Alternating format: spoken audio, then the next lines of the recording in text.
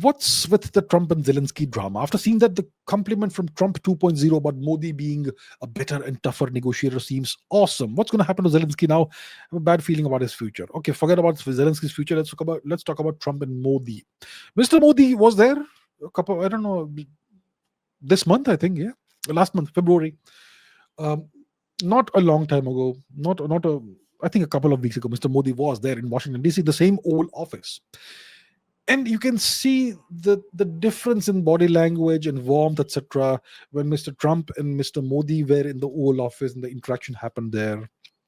Mr. Trump was so respectful towards Mr. Modi, and Mr. Modi likewise was similarly respectful towards Mr. Trump.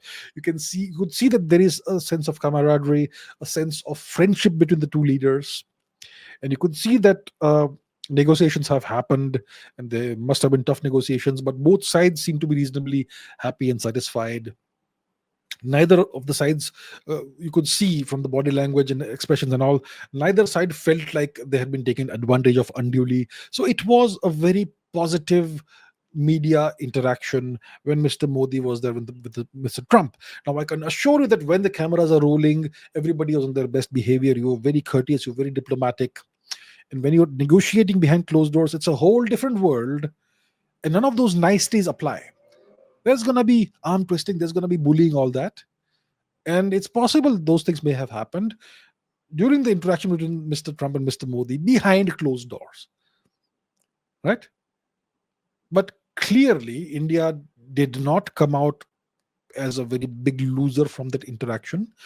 India will work on the tariffs issue. We will lower tariffs. Some of these tariffs have already been lowered and all. So, see, when you go to Washington D.C. as a leader, and you're meeting with Mr. Trump, you have to understand he is more powerful than you. He has way more leverage than you. So you have to do your homework. What does Trump want? What does Mr. Trump want from this relationship between, if you're the Prime Minister of India, what does Mr. Trump want from the US India relationship? What does he seek from Mr. Modi during this visit? Mr. Trump is a great negotiator, and Mr. Trump always wants wins for the US. So you have to go in there prepared to give Mr. Trump some wins that he can show to the public, US public, that see, I won. But you have to do it in such a way that you don't lose as a consequence. It has to be a win-win thing. It has to be balanced. So you really need to do your homework, and you have to give Mr. Trump wins. You have to make him feel happy, and then he's going to help you out as well. He's a reasonably fair man. Unless you're stupid and you give everything up, you have to be a tough negotiator, but you have to be courteous.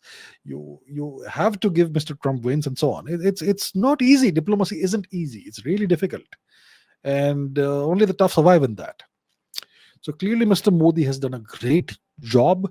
It's safeguarding our national interests when it comes to the negotiations and diplomacy with the US with Mr. Trump. That cannot be denied. So that's awesome, absolutely awesome. So yeah, aren't we lucky? We have that. We have Mr. Modi.